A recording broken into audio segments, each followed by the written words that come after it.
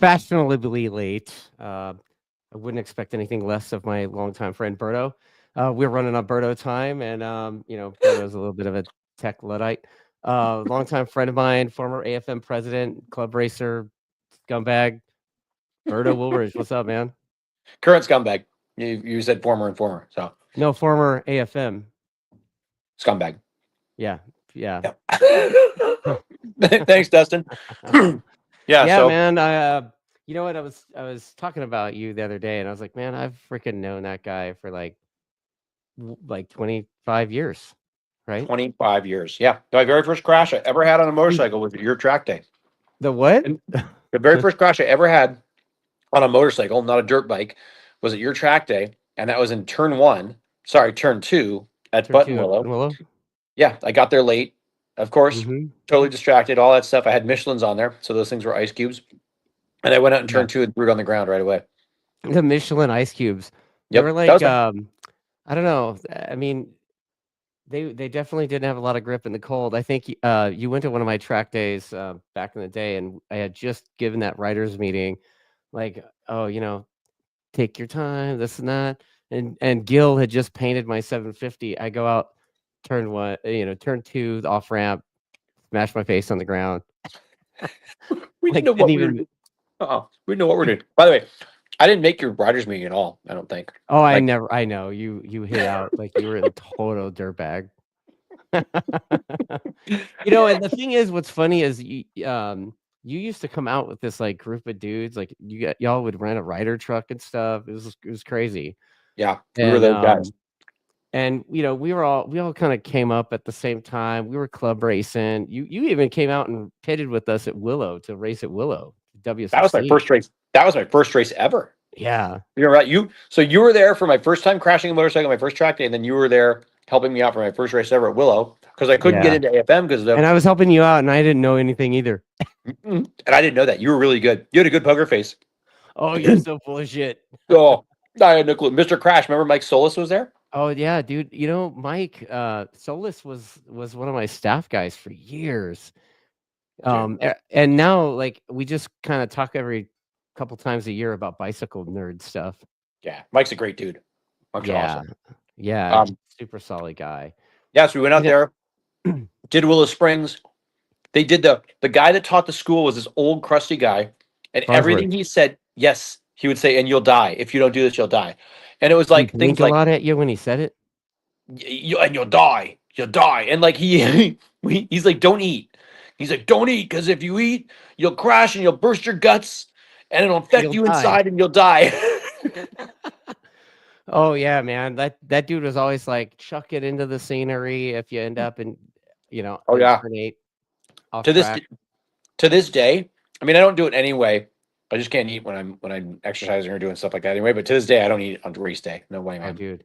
It was always like before you go race, you gotta take a piss, Oh yeah, 'cause you don't always wanna take piss in piss. your leathers. You Yep. gotta make sure you've, Get go the number water. 2. I mean, it's like I still do all that stuff. Like when I haven't raced in over a year, but like, every time I race, dude, I'm like panic mode, making sure I gotta take a piss before the race, dude. Oh yeah, yeah. Well, my friends found out. We're kind of skipping around, but nonetheless, Whatever, dude. they found out recently. So I would always get dry mouth because like my nose doesn't work. Like if I could cut the thing off and look like Skeletor, I would do that just to like You have vent like it a out. boxing thing or something? No, dude, it's just a piece Such a of shit nose. fighter? It's just a horrible nose. Like it seriously is like it's like CF Moto made my nose, right? Oh, And you got so your nose on Temu? yeah, I got all my noses on Timu. So anyway, so the nose doesn't work. So then you're kind of like you're whatever you call it, your mouth breathing it when you're riding, and so you Right. just get like your tongue starts to stick to the side of your mouth. So after a while, I'd put a thing of water in my mouth, and I'd get to the grid, and I'd swallow down the water, so I didn't have any dry mouth. At least I had a little bit of time. Well, after Right. a while, I'd kind of forget, and we'd get started in the race, and I'd be like, "Oh God, I gotta swallow it down." So I'd swallow it down after the first third turn or second turn or whatever. Well, then I just started keeping it in there forever. So for like honestly, the last 6, 7, 8 years, I would go to the grid with a mouthful of water, and they'd start the race, and I would swallow little bits every lap. So at the last lap, On turn 3 at Thunder Hill, you swallow last bit. so, so I'm like a camel. And when when Jay-Z was helping me out, he's like, "You do what?" He's like, "What the hell's going on?" Dude, you're talking a foreign language to me right now, dude. Like what? And people are like, "When you crash, you're gonna spit it all out." But I crashed so many Yeah. times I never spit it out. When I got knocked Yeah. out, I think I did swallow it there because I was pretty jacked up. But I never spit it out. I would always have it. And so then I would get up off the ground, like dust myself off, make sure I didn't break anything, and then swallow my water down. Jesus, dude. Like I know. that's really something. That's It's really crazy, but something, you Berto. want some, you want to know something? Guess What? so it keeps your nose from plugging up because you're breathing through it. You're forced to breathe through it.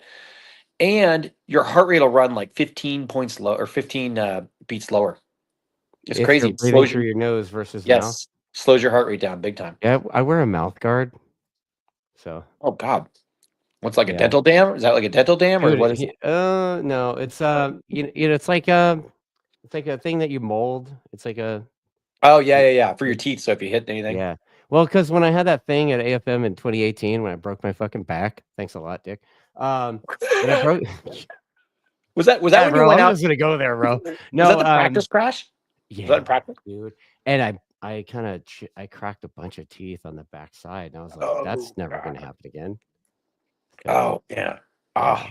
So I wear, and you know what? I kind of like wearing it. I wear it everywhere, dude. Like I wore it Supermoto recently. I was like, dude, I don't ride without it. Yeah, it's not a bad idea. So Not a bad idea. I mean, I can't yeah, do it without water there. coming up together with you, like we all shared a bunch of ideas and shit that we heard from fast guy coaches, and you and I both ended up listening to this complete freaking idiot. Like like this guy, he was kind of quick, but like looking back on it with our jaded experience, the guy clearly had no idea what he was doing or what he was talking about, and he was only fast, but he couldn't figure out why. Yep.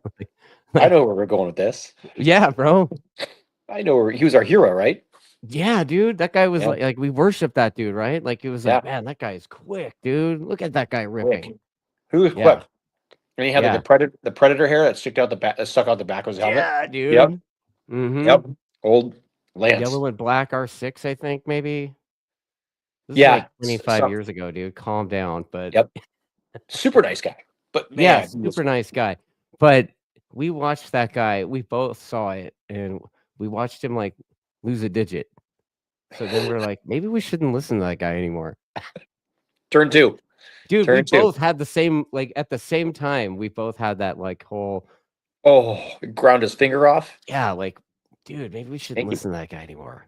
No, we kind of thought that. And then I think it was your track day. I'm sorry, like all I remember are crashes. Like it's I don't know why, but that's what Me too, bro. Okay. I don't remember any. I remember a don't couple remember of those yesterday. Yeah. So we had Joe, was it Joni? Who was the 250 rider? Oh, She was really fast, right? yeah. And she was a Willow girl. Oh, I mean, Jody York. Jody York. And she crashed in between 2 and 3 at Button Willow. Yeah. Remember that?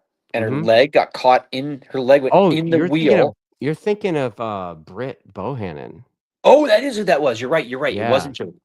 Yes. Dude, you were there for that. I was there for that. I was there, dude. Yeah, because I remember we were she crashed, and then people are like, her leg's caught in there, and you're like, just pull it out. And people are like, no, you don't understand. Like it's round. It was in between the spoke and that. And why do you remember that, dude? Because this is the stuff I remember. I don't remember much. I'm really dumb, but this is the stuff I remember. And then Corey Saros was there. Why do you remember that, dude? Because it was so traumatizing. All I could think about it was traumatizing for me, man. All I could think was how her leg got caught in there, and I'm like, don't let your leg get caught in there. So we're having this conversation about crap that we know, but like let me lay this out for you. What Berto's talking about. We had this writer. This is like 20 plus years ago. Whatever. She probably didn't care that we tell this story, but somehow between turn 2 and 3, like I guess that you could say more at the entry to 3, right? On the way into 3, somehow her right foot her right boot came off the peg and somehow got sucked into the swing arm on the right side and came out the bot. Like, yeah, yeah. What you were lucky enough to miss out on was seeing it. I don't want to see it. Like, people talk about like the crazy eyes. That I'm like, dude, it was like beyond the crazy eyes, dude. It was like nothing I've ever seen before, and the axle, the axle nut was facing up, dude. So like, it's not like they could. Corey Yeah. Sharp's the one that cut that off, right? He got like a grinder and Yeah, ground dude. it Like, off. we had Corey Saros there and DCS #1 plate guy. I think his name was like Brian Long or something. Oh yeah. The Southwest CCS guys, if they show up in the comments, will probably confirm that. But those two guys are like notorious construction guys, right? Yeah. And he's like, man, I got a sawzall bust through that thing like butter, And the paramedics refused to let him do it, and we had to call the fire department, and they used the jaws of life. Oh, God, that whole Yeah, thing and so was when they got her leg out of the swing arm, like, I can remember them looking at it, and they're looking at each other like, "Oh, man, this is," they pulled her boot. She was wearing, like, those seedy boots, and, they're disintegrated. boot comes off, and then, dude, it was like, whoop. It was bad. I Dude, didn't it want was to see like it. You the only described it to thing me. holding her lower leg together was skin. Like, Oh God. And then of course everybody's like, all right, let's get back on our bikes. We yeah, gotta let's go. go. We get 2 more sessions. We gotta get our sessions in. Motorcyclists are not intelligent, I'm Dude, telling you. yeah. I Wow. mean, and people are like, you get people who don't ride, and they're like, well, what were you thinking when you went out there? You're like, what do you mean was I thinking? Like, we had to go ride. Like, Yeah. the track's clear. That's I what you're gotta get my thinking. money's worth, bro. It was like $135 track day, man. I can't let that Yeah, go. track's clear. Are we gonna go ride? But what about, are you thinking it's gonna happen to you? You're like, no, you're not thinking about that at No. all. You think Right. about that like, yeah, you wish it hadn't happened to you. When you have it happen to Yeah. you, you think about you wishing, oh, man, I really wish this didn't happen. Like you're back. You were hauling Man. ass that day. And I remember Newer's like, man, Dustin's hauling ass. But he's like, he's headed for a big one. I'm like, I don't know. He's going pretty good. And then it was like the next session, Corey's like, oh, did you hear about Dustin? I'm like, no. He's like, oh, Bert, he crashed really bad. I'm like, oh, man.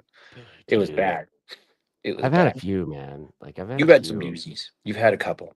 Yeah, Not and bad. you know what's Couple. what's messed up? Like, I didn't start getting good ones until I was after 40. Sums up with that, dude. Like, at number 1, I went faster than I've ever gone, after turning 40, but then the pressures got a lot bigger. And now I'm thinking to Yeah. myself, man, I'm 49 now, and I'm thinking about my friend James Romero. James was going real good at Chuckwalla, and dude, like that guy's his limp is just it's awful. It's Yeah. awful. Oh, man. So, I have broke, let's see. I think I was counting my crashes like a couple months ago, and I think I got up to like 42 or 3 or something like that. That I could yeah. remember. I could remember. So maybe there's like 5 or 6. I don't know. I probably have 50 crashes. I'm sure we have. We've done dumb shit. So We've sent some things. We've chucked some stuff into the scenery. yep, we've definitely kept eBay in business. So I was thinking about that, and I've had one. I broke my thumb, like just here, like once at turn 9. Yeah, turn 10. Yes, yes, that's a turn 10 at Sonoma, trying to catch Yeah. Lico. That was the Niken.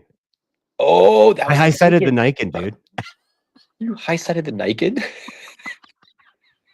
Yeah, I was that guy, bro. Like, there was probably memos at corporate Yamaha in Cyprus about me crashing the Niken. Okay. Yeah. I mean, yeah, thumbs up, right? Thumbs up. I had Yes. that one, and then I had the one that I had in 23 that I haven't raced since then. Was that one where I got all knocked out and broke ribs and all. That was a bad one. And Yeah. we didn't know what the hell that was, and the best we came up with at the end of it. First we thought it was a shock and all these other things. Yeah. We pulled the guy helping me pulled he stretched the wheelbase, but he never lowered the back end back down. So I think that thing was topped out. You came up over 5 at Thunder Hill and came down the hill, and I picked the throttle up like I normally would. Yeah. And I don't remember. I don't remember any of it. I just watched the video. And then it's fun. That sucks. It How sucked. did you even get into this? Because like weren't you like some kind of water sport nerd before? Didn't you Yeah, like how dude. did you go from Jet doing skis. stunts on jet skis and, To being the this, Mountain Dew commercial guy to because right? you know how we all got to do it. You ride a motorcycle, then you go buy a motorcycle because you have to have it because you have to get that feeling back. Yeah. And then because you have previous race history, you're like, well, it's only natural to go want to race this thing or something, right? Because riding on the road, you ride on the road enough, and the first thing is, any time you get a group of guys together to ride on the road, the rule of thumb and the way the formula works is take the number of people and multiply it by 0.80, and that's how many people are complete idiots that you're riding with, Oh, I right? thought you were gonna say, like, that's how many people might make it back from that ride. That too. That's my point. That's my 0.20. Like Dude, every right? time we'd go ride, every time we would ride, somebody was on the ground, right? Like Oh, every dude, time. I've been there too, man. Yeah. Like, I feel like we did come up together, like, you kind of were mostly NorCal and stuff, but, we crossed paths A in lot. like, all the time, right? All the And, time. That's why we're you know, friends. it's really funny that we both kind of followed similar paths, me in SoCal and you in NorCal. Yeah. Um, I started helping out WSMC in, like, I don't know, 2004, right? Yep. And I stayed with them until 2010, basically. And when did you get when did you become president of AFM, or when did you start 2012. running for offices? 2012. 12 was when I was president. I think I got on the board in 8 or 9. So Okay. I was reading through my emails from that stuff just out of, don't know why. This was over the break. Yeah. I think it was '08 when I got on the board the first time. I got on the board. Alex Floria was a good buddy of mine then, and got me, wanted me to get on, so helped me get on, so we could go. He needs some backup on the board. I think that's why his motivation was, which Okay. worked out good. But my reason for getting on there is we had that crash rule where, like, if you crash more than 3 times, you had to sit out or something. And I thought it was so stupid because I got subject to it. I'm like, that's bullshit. So Like, of course. yeah, Yeah. I was on Michelin, so of course you're gonna crash a couple Yeah. times Oh, back then. 100%, dude. So anyway, I got on there and we changed the crash rule. I remember that was like the big thing. And then from there I stayed on and then continued to just get political about things, I guess. And then Sean Riley. So when I got on there, Kevin Smith was the president, and then it was Okay. Sean Riley, and then it was Van Andel, and then me. Right. And then from there I just continued somehow convincing people to vote for me. I don't know how. Yeah. And so what made you not come back last year? Um Shit. The answer I was gonna say just now, I don't know, that would have been super controversial, but it would have been funny. After I had that crash in 23, I hit my head. I'd hit my head 3 weeks previous to that, and then I hit my head there really bad Okay. because I went into the curbing there, coming off of 5, head first, and I hit like with right here the chin part Oh, of my dude, helmet. you got the That button my pushed. Dude, and my hands were totally behind me, so all my weight was there. I am so glad, and I have to thank, certainly thank Garrett Kai and thank Arai so much for that because, dude, all my weight was behind that, and it didn't collapse the chin bar. And we've Yeah. seen enough. There's another helmet brand that we had an accident years ago with one of our guys in AFM, and it collapsed the chin bar. No And shit. yeah, and it was a mortal accident, which is really sad. And that was one of the tougher. It's been one of the toughest things because knowing what you know. And anyway, nonetheless, don't Right. need more than that. But you think back and you're like, oh my god, that was really close. But I was knocked out too, and I think was out for a while. And when I kind of came to, for months I wasn't able to put stuff together like I was before. Like I could Right. run. When I'd ride around on the track there when we were kind of starting to get low with riders and all that stuff, I would start doing calculations when people would crash out on the track, and you'd be like, oh, there's this much money we just lost. There's more money, and you're like, you're trying to race. Like, what the hell's going on there? Right. But I couldn't do those calculations anymore. And like all the big words I like to use, couldn't do those. Was forgetting people's names, and I'm like, is this COVID? What is this? But I think I just had really bad concussions, and it took away Right. from my brain to heal. So with that, I'm like, I can't do this job. This thing is not coming back to me. So then in September, I kind of announced, well, somebody else needs to do this, Wow. And then Dave Moss came in. Yeah, it kind of sucked. It was bittersweet, but then again, I really didn't want to stay 12 years anyway. Right.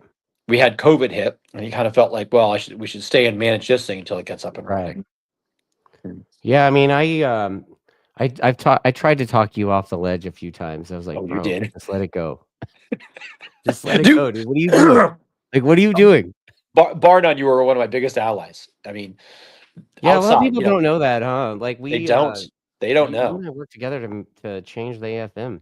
a lot of things. A red flag rule, a lot of things. I mean, Yeah, bro. and Like, a lot dude, of people have no idea. Like, I'm just like some guy that talks crap on the internet basically now. you were a great ally. You really were. And just to have somebody to talk things through Right, and like get other information, like it made all the difference in the world. right, And then another great external source and friend, a great friend of mine too, is of course JU. He was right. great. A lot of that stuff. Dude, He JU saved our bacon with that track thing, dude. yeah. So JU's crazy.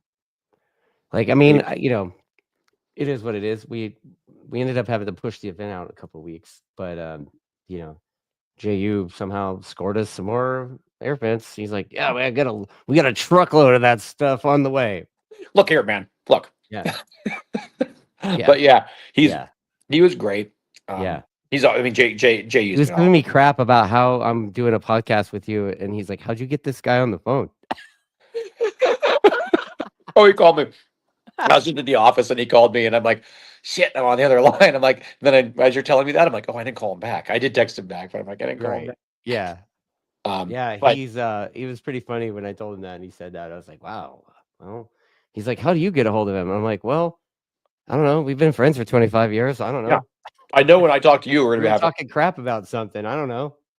we're talking about all kinds of stuff. I mean, the best thing you and I talk about, frankly, is drama. Like, give the Dude, racing away for free and sell the yeah, drama. The drama in the paddock is insane, and the stuff that happens on like since CRA is owned by they have an ownership group.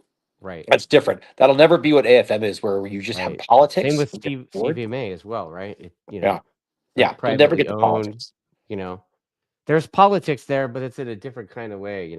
Different politics. Yeah, I've it's talked about this a little bit on the show, and I've had conversation with the guy Jeremy Toy about this, and who's you that? know, like, yeah, dude, like you got to get some counseling by Jeremy Toy, right? That's so talking to him about not racing, and does he miss it? Like, what do you?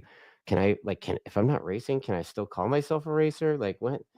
And he's like, "Oh, you thought all that stuff mattered, huh?"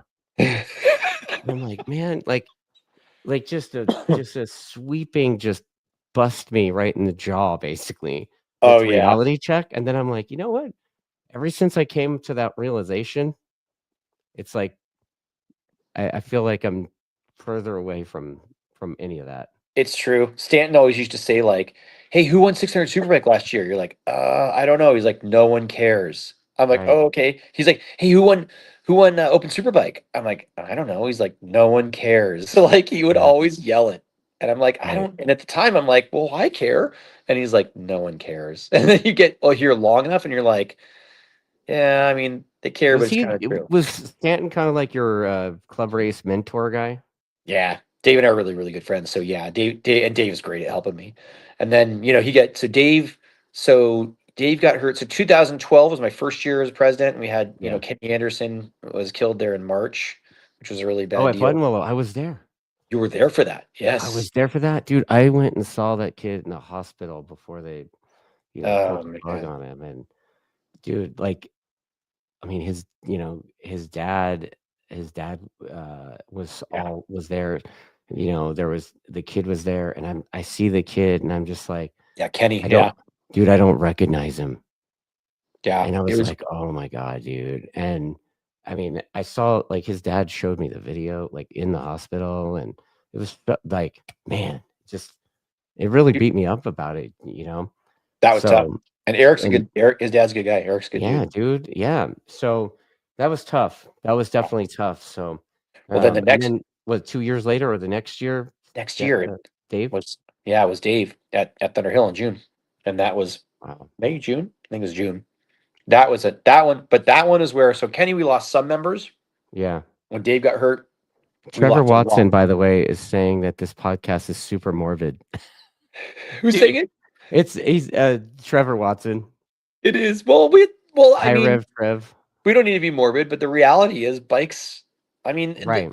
look, Yeah. he's totally right, but at the same time, we never talk about the mortality No. because it's just something you try to act like it doesn't even exist. Right. Just, right? I don't know why we don't, but Yeah, and he's asking it's about the not red wrong. flag rule, and we kind of glossed over it, but Oh, what? Let's go to that. That was a real fun fight. yeah, dude, like talk about that because I mean, you were like having me write letters and shit. Oh yeah, dude. You're like, hey man, could you draft an email about this again? Okay, And so can you send it to these people? And I'm like, sure. the AFM, for people that don't know, the AFM's red flag rule as of when was that? 14, 13, something like that, maybe All the way, 15, yeah. somewhere in Yeah, I there. think I was still racing R6, so 13 or 14. Something like that, yeah. So the rule used to be that you stop on track when the red flag comes out. And then you'd go to like these little corral stations, like you'd go to the Right, top of turn 5, or you'd go over to like turn, 9 or 8 or whatever that was. I think it was right. 9, top of the hill. And the track day companies would do the same thing. Well, we had several incidents where when we started getting people coming down from Washington, or you'd get the Canadians. I think Marcel Ernie was pretty good at running the red flags all the time. They wouldn't know. So the red flag comes out and they would start heading for the pits. And people were in their little corral groups, and we had times when people would just get cleaned out. Oh, dude. And you'd have other people, novices would just dynamite the brakes and get clean. People get cleaned out from behind. So Yeah. it was clearly a bad rule, and we went to change it. And at the time, I mean, Barb and I were fairly new working together. Full disclosure, Barb's great, and I know you have some issues with her, Dustin, but nonetheless, I think Barb did great by me. But it took us a while to get there. That red flag rule was a huge fight that we had, Yeah. because all these other clubs were not stopping on track; they were exiting, and the whole Yeah. argument was that, well, the ambulance can get there sooner if everybody pulls over. Nobody knew if that was true. Nobody had any empirical data. Yes. Nobody knew what Yeah. was going on. All you knew is that you were stuck at the top of the hill, or you're stuck somewhere, and you're hoping the ambulance gets out there, and it was just a mess. And And it you're was hoping total. it's not 1100 degrees outside in July? Yes. Where you stop, yeah, where you stop at the top of the hill at Thunder Hill. Oh, man. Fuck, Yeah. man. So we ended up fighting that, and it was like this whole argument of the standard of care in the industry was that you don't stop on a red flag, you exit the track. And what ended up happening with that is, with your help, I had you write things, and JU, and Right. I used all the political tricks I had. Yeah. And we went through Alex Asante was was the attorney, or was the attorney for the AFM. And of course he put his kind of note in there, and Right. helped out, and we got that thing changed. And as it turned out, I don't think that we can I don't think it made a difference in terms of how fast the ambulances got there. We still don't measure it, so it's hard to know. Right. But I think the ambulances get there a little faster. It seems like they get there quicker. I think it clears the danger zone too. I mean, everybody sees the red flag and it's like, okay, we got to come in, and Yep. they're already doing situational awareness because the red flag's out. Yeah. So Yeah. I And you think tell, cruising in and getting the fuck out of the way is the way to go. and not even cruising. You just tell people, look, Yeah, just run. yeah, You're racing. Run 90%. That's really yeah. Like fast. run your cooldown lap. Yeah, run faster than your cooldown lap. I mean, we can run. You can run Yeah, 70, 80%, and not be yeah. dangerous, right? I'm still trying to do wheelies on the cooldown lap. What do you? Dude, that red flag thing was a massive, massive thing. I mean, I think that was, and we had a banquet. Let's see. I can't remember if that was what drove it. It might have.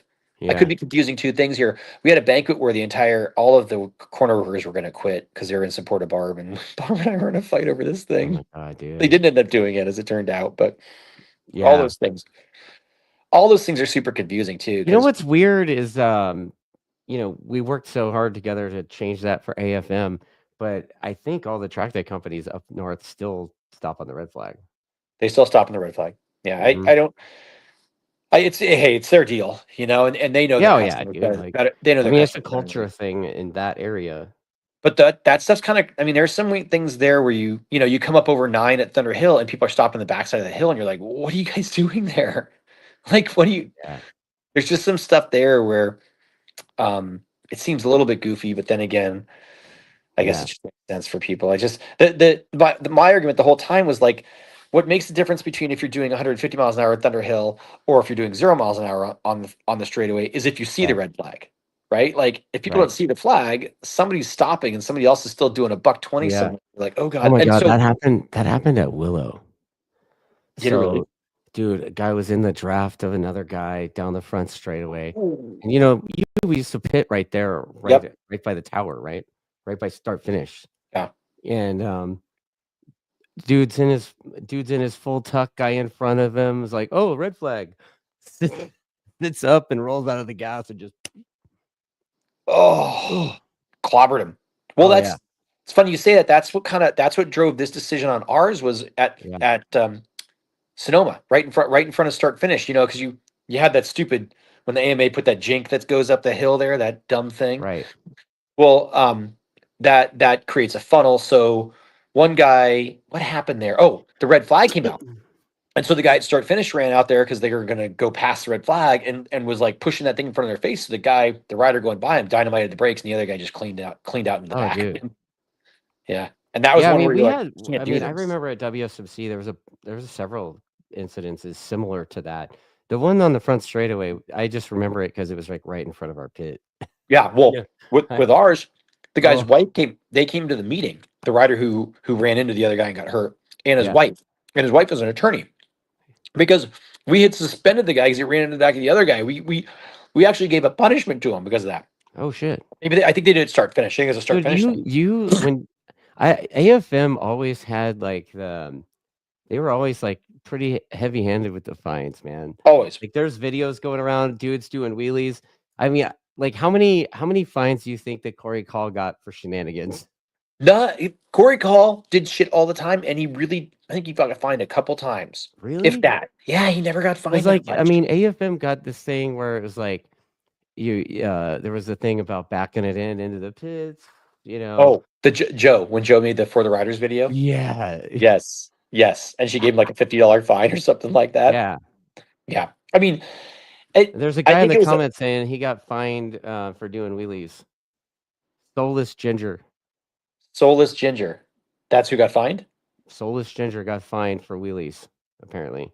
I could see it. Yeah. I'm sorry. I'll apologize. I don't know why we Berto's do fault. it. I never even know about those things on race day because they just hide it. They would hide that. Yeah. So, But you know, we've been talking offline quite a bit about kind of the state of club racing right now, right?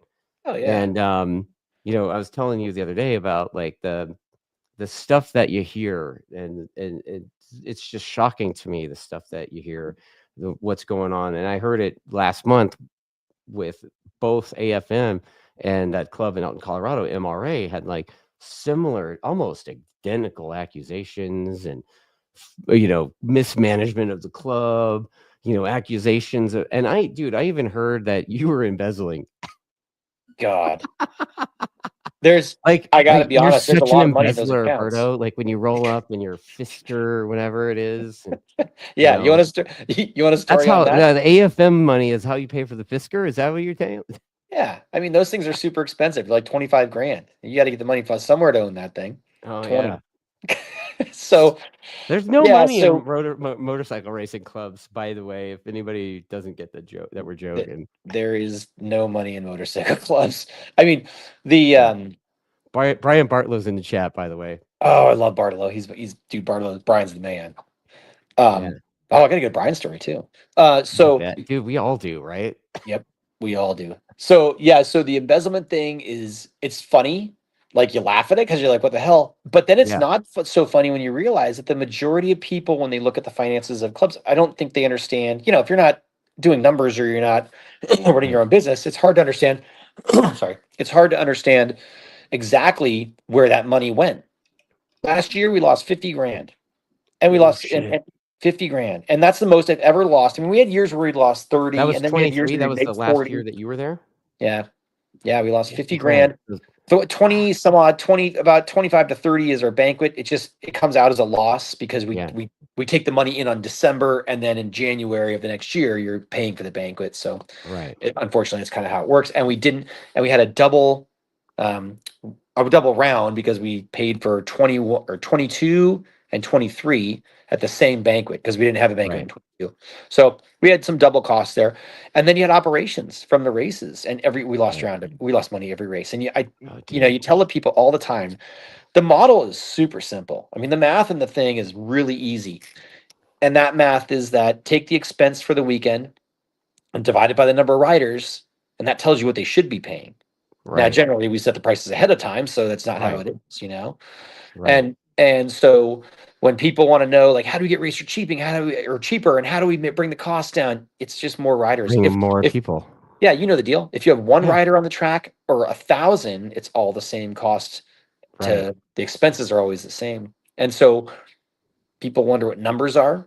Well, I don't care. I'm not in management anymore. So Yeah. Thunderhill's 70 to 75 a weekend.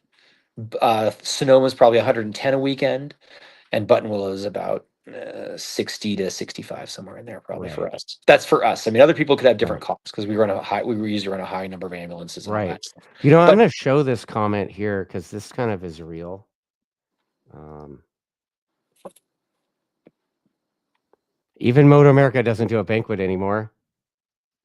You know, that really, seems to be a trend in the clubs too, because I mean, I don't know. I don't think CRA did a banquet. I think they just did like they do award announcements or whatever on their socials. I don't know if they they do. um and then CVMA does a banquet, but I mean, it was they don't do the crazy banquets in Vegas at the Palms and Dude, our bank. on dude, You've been to our banquets. we did one, it was like the harbor cruise in Newport. Oh, they're so Dude, it fun. was sick. They're So sick. sick. Our banquets were, I will say, AFM banquets are the jewel. They are legit. They are Oh, super dude, fun. I tried to model CVMA's banquets after years. Oh yeah. It's hard. It's hard because that's CVMA is so far from where people live. It makes it a little more difficult, I think. Yeah. Um, we, but I guess yeah. So yes, there was. I heard when you go back to, I went into our meeting and I brought that up because I had heard through a couple friends of mine they were using the word embezzlement because they didn't understand. Then I heard the 50 grand Yeah. number and I'm like, people just don't understand what happens or where their money Yeah. gets spent. But those words are shitty words to use unless you know what's going on, Right. right? And if you're if You you're mean it's not cool to like throw out wild criminal accusations about somebody? no, it's not that. It's not cool, but it's pretty dumb. It's dumb if you don't know. You throw it out there, but you don't understand quite what the implications of that are, right? So Yeah. defamation, and what's the absolute truth is the absolute defense of the defamation. So as long as what you're saying is true, you can say it. But if you Yeah. know it's not true, or if you're malicious with it, Yeah. dude, you just open yourself up to and what's that statute? 2 or 3 years, something like that. You open yourself up to somebody coming who has, if they have money, Yeah. they just go hire an attorney and they basically don't care if they win. They're just going to go bury you because you don't have Right. money to fight it. Right. Right.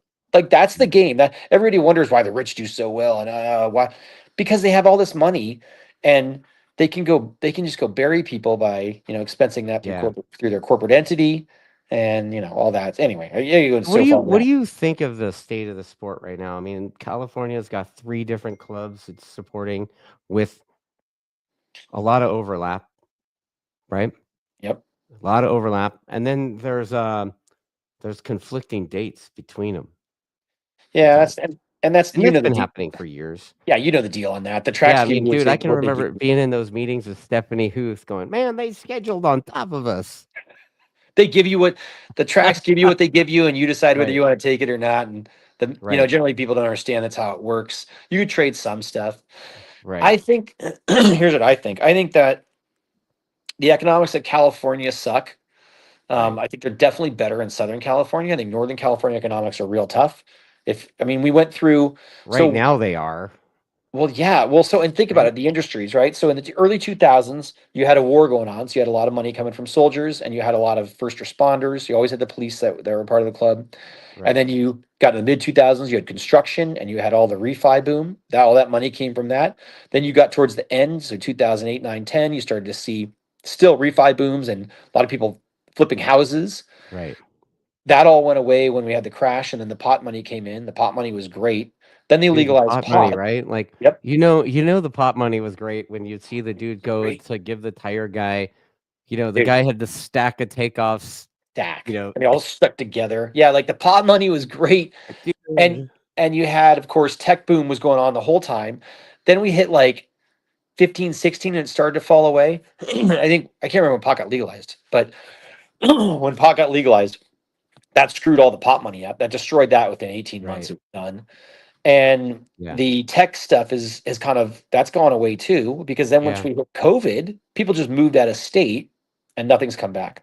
Nothing. Yeah. So like you look around and you're like, what is the consistent theme here? Do we have tradesmen? What do we have here? And we just have a bunch, it's like a pirate ship, It's just Yeah. and that's us. I don't know, for CRA, I think that they're still, they're new enough and they're still growing, Yeah, but they I have think different CRA's. economics. I mean, I'm out of CRA now, but I think CRA's biggest problem has been their schedule, right? I mean, when I was part of the deal, I mean, it was like you said, you get what you are given by the racetracks, what's available, and then you build your schedule around that, and then um, things happen, and the racetrack doesn't open until 3 weeks from now, Yeah, that's when it was right. supposed to open, you know, That's years right. ago. Well, So yeah. Yeah, June CRA, I always thought, wasn't it April and then June or July of 2021? It was supposed to open, right? yeah. Yeah, Yeah. I mean, a full series is expensive. So like we started with yeah, 8 rounds when I started the AFM, we had 8 rounds and we're down to like 5 to 6 now, right? right, And that just because a season costs about the same. You just get less right. rounds, but that's because the track prices and everything, ambulances all got more expensive. For Yeah. CRA, I always thought, and I talked to, I mean, I think we talked, Gigi and I talked a little briefly on this stuff, but for CRA, if they, you know, CVMA does great because they're in the winter. If CRA Right. started like if they did March, April, May and stopped, did 3 rounds, and then the AFM went and did okay, we'll do 4 rounds after that. That would be great because people could race both series and they could kind of continue on there.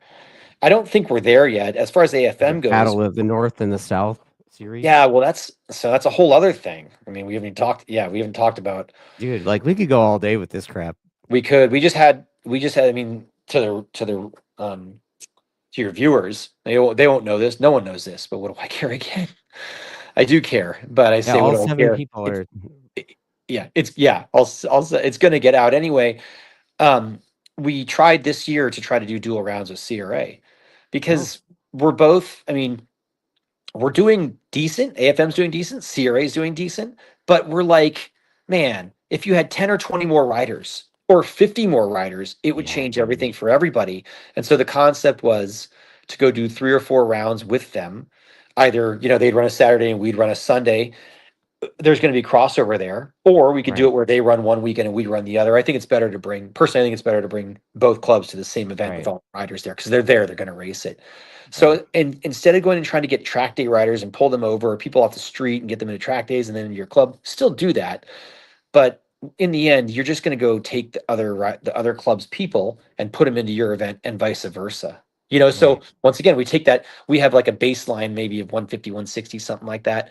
And if right. you stuff another 80 people in there, oh God, the numbers are Yeah. insane, right? And it's All the of a sudden same, it all of a it's sudden the math starts mathing again. it maths incredibly. And it's the same thing for them. And Yeah, if you do 3 or 4 rounds of AFM and CRA together, you have an AFM CRA championship. And then you have your other rounds with right. where you're just AFM or CRA, which are two more different championships. So you really get a great leverage there, That's and a good idea.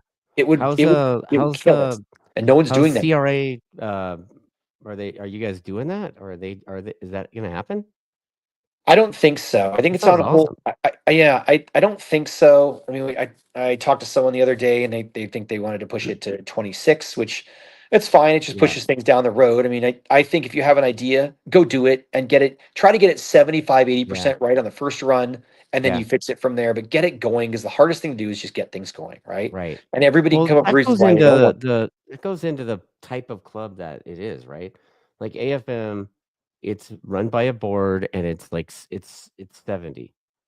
Yep, MRA is old too. Like it's run by a board. I don't probably 50 or 60 years with MRA, right? So to make rapid changes, it's really difficult to get things done, right? it Am I is. crazy to think No, that? it can be that way. It used to be that way when I was a president, but we did change a lot where Yeah, they're pretty. The AFMs can be pretty quick and malleable. I mean, really. yeah, they're pretty darn good. Okay. I think now that they Dude, I've can been do the talking to a ranges. board member. I'm like, why are you guys? I like, well, who the fuck am I? Yeah, But like, I mean, I've had some chats with some of the board members, they and yeah they know who you are. I mean, it's not like you're nobody. You know the deal. You're somebody. It's okay. You're somebody, but whatever. you You are. say But so, Berto. well, nobody listens to what I say. So I'm just a track day guy. the CRA deal, though, hopefully they can get that put together. It would be great. I think they're just being I think they're just conservative. Things are kind of running tight on time, but I still think, okay, if you can't do 4, go do 2. Do something. Do Right. something. It's like going out Especially there on the for events track. that you know are like I mean, generally you have a history and you kind of know which events are on the schedule might be weak. Maybe Yeah. pick a weak one to double up on. Yeah. Yeah. Or You like, know, well, like we've got two crossover dates, right? So you could I mean, take dude, those. I've been to events like over the years with multiple clubs. I mean, where like I went to a Button Willow Weira event one time, and it was like there's less people here than were in my writers meeting 2 weeks ago. Like, Yeah. there's less people here than were in my C group meeting. Yeah. Yeah. Dude, it's crazy. I'm like, how y'all making the rent? And so it seems like if it's lean, like I've been to events like that at Thunder Hill, right? Like, I mean, there was one race event. I can't remember what. I think it might have been April round, maybe, but like there was fires or something somewhere, and Oh, then yeah. I mean, y'all. I mean, what do you guys normally get at a Thunder Hill event? You should, I Number, mean, in a good year, you should be getting 185 yeah. on kind of more towards the The low year end, but I think before, they're I got there was getting, like it was busy. It was like over yeah. 200 that weekend, and then that year it was like barely 100. I was like, where is everybody? Like, what the fuck is going on? Yeah. The June round sucks. Like it gets hot. Like it's just Yeah, riders don't really, they'll tell you they want to ride. Oh, we want to ride, but yeah. that's a The that's a writers will tell minority you of they want to riders. race. Right. And then Dude, if you they're build this cooking out class there. for us, we're gonna totally stack it, It's and then gonna you be make the awesome. class exactly like they want it, and there's 3 dudes in it. Yeah, that's How right. many times did that happen to you, Berto? Oh man. It's like Homer Simpson, dope, Oh, dope. It's that yeah, yeah, there's a lot of that. yeah, And then and they did this last year, they did do something cool. Greg Olson put together, who's ex vice president of the board, and I think he's what number 5 plate this year. But anyway, Greg put together a thing for the 400s where he got a bunch of these guys to come out and race 400s for one race, but the prep was minimal. Like yeah, so they learned something. The prep being minimal helped, and just yeah, making it so people could just sign up and go race. And they didn't have to do a lot of crazy shit, like, oh, prep yeah, this and oh, have all these things and this. Those each step that's an impediment was screwing that up. yeah. And wild Dude, being a success. So noob he did and a great going job. through tech the first time, Oh, tech is different now, but yeah, I yeah, mean, they made a yeah, mistake this last year that didn't work out great, but that just yeah, happens. That nobody yeah. means to make the mistakes, but Like, what do you think? I mean, what do you think about some of the stuff I've been seeing? I mean, I know a lot of clubs are doing stuff like this, but like AFM's doing this thing where they're it's like a street, was it street stock? Is that what they're calling it? yes, yes, which So is like I awesome. know that MRA has Super Street, and I know that I think we did one with CRA. I think it was called Formula Street or something like that. And it's all about minimizing that bike prep and opening up the books a bit to let more people in. Yep. Like, did you guys see success with stuff like that? Yeah, that was kind of the 400 race, and they saw Yeah. huge success for that. And I think, like I Okay. said, I think they're going to take that and extend it to 600s and maybe some thousand stuff. But basically, yeah, you got to get people out there, get them to do a race, Yeah. and you know how it is. All of us, we did that race, and we're like, oh God, this is going to get expensive. Like you knew you were stuck at that Yeah. point, You right? were ruined. Yeah, Right. you were totally ruined. Yeah. And so that it happens for all of them. I mean, Right. um, and I think that's probably a good way. Yeah, that's a good way to get new riders in there and new Yeah. racers in there for sure. It's just, but motorcycling as a whole has kind of, the overall size of motorcyclists at the track has definitely come down from what it used to be Yeah. at times, that's for But sure. I tell you what, I mean, I see really positive stuff for the Truckwalla series.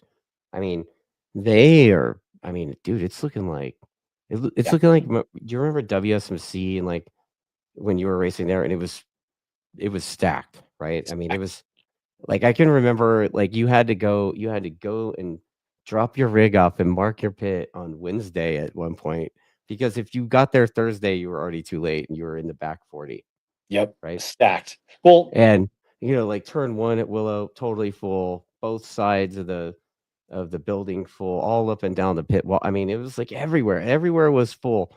And you know, CVMA is starting to look like that. yeah, they're doing a good Yeah. job there. CVMA is interesting because it's a very, you look at CRA and AFM and CVMA and you Yeah. compare them, but CVMA is the one that's definitely an outlier to the extent that there's not many track days at Chuckwalla, Right. and it's way out there, right? So it's totally isolated the track. It's hashtag all the way out there. All Some the might say. it's all the way in. It's all the way. Right. So, but Yeah. it's one of those places that they have a date.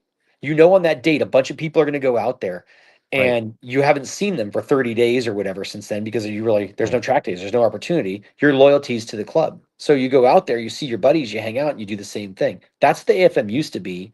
Track days came along, and they definitely helped open up the market and bring more people in. But at the same Right. time, those people became loyal to the track days and not the club as much. You know, when people come to the AFM Somewhat. now, I yeah, don't when know. people, Like I was always the guy that like would kick my customers up to racing, you know? Like that oh was yeah, always my mission. I'm what I guess what I'm more But saying is there that are orgs like that. There are orgs that are like you could go there 1 year and then go there 5 years later. It's the same people. well, yeah, it's like they go when you go to the AFM now, you race and you see your buddies that you race with, but Right. in between the races, you're really your home group is the track day you ride with, and those are all your friends that you go see at the track. You know. Right. It's Right. kind of like Yeah. the part in the AFM, well, like CVMA, where you used to show up there and see all your buddies because there was a race on. There wasn't a whole lot Yeah. more to go do. That's Right. changed. That's what I see. I mean, it could be wrong, but Yeah. that's what I'm kind of experiencing and feeling there. You know. Yeah. Oh. Like I mean, Um, I remember when I helped start CVMA, I had just come back from a trip to race that 4 hour at High Plains Raceway. And MRA had like at that time, this was like 2010, they had a unique vibe there. It was very like we're not really serious at racing. We're just here camping and racing is like and I really like that. You know, I mean yeah, it's not it hasn't it's been way gnarlier and way more competitive since then, but whatever reason that weekend it was like the homies going camping yeah, and I tried to bring some of that to Chuckwalla, and, you know, I brought some friends with me, and next thing you know, we had these huge barbecues there, the Team Low Budget guys. I don't know if you remember those. yes, S and, you know, the early days of Chuckwalla was like the nighttime after racing was like a frat party, right?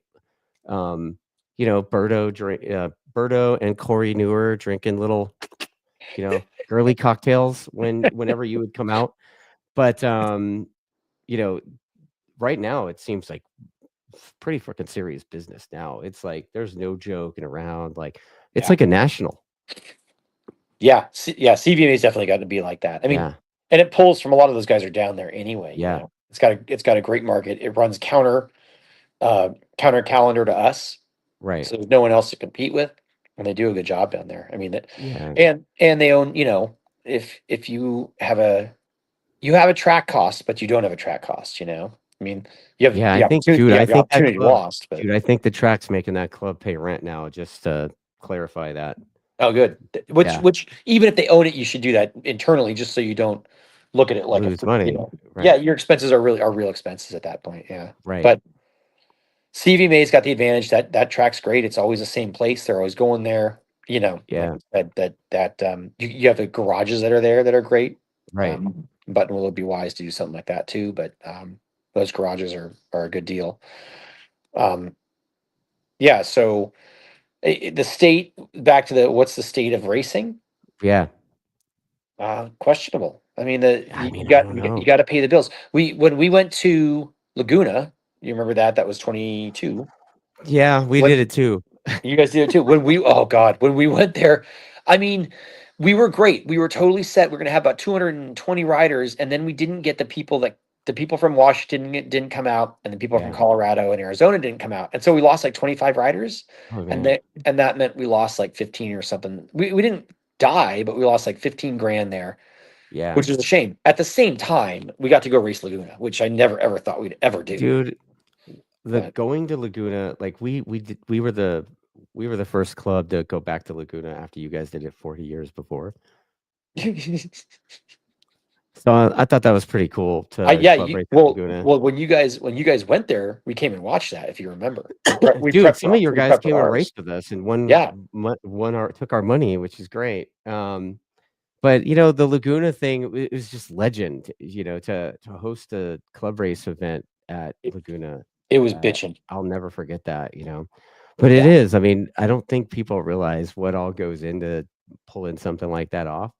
Oh, it was and it's insane. definitely not for the faint of heart. Oh God, but yeah, it was not. It was insane. I mean, Paul Kiefer and JT, they helped out a ton with that thing when we Oh, were there. dude. Yeah, The we had Ulrich help with that too, and Oh yeah, shipped us air fence, and it was like direct freight from like I want to say it was a dirt track event in Illinois, bro. I We get remember this this air now. fence, and um, Laguna let us use the forklift and stuff. Jason Rodriguez actually ran the forklift for us. Shout out to Jason. Um, and dude, like we loaded up all our pickups with all the air fence that we could fit, and we just took it out there and figured it out. And we had this dude at CRA. He's like, I think he's a longtime friend of LGB's. Um, LGB is like one of the partners of CRA. For those that don't know, and this dude, he was like the air fence tuner upper guy the whole Yeah, weekend. Like, dude, like every 3 or 4 races, he'd go and hit all the air fence with his blower gun. blow Because them the up. stuff, like I said, it was all wet and moldy from the dirt track race. So like, Yeah, yeah, so we had to tune it up, like periodically throughout the weekend. It's freaking gnarly. yeah, those were neat events.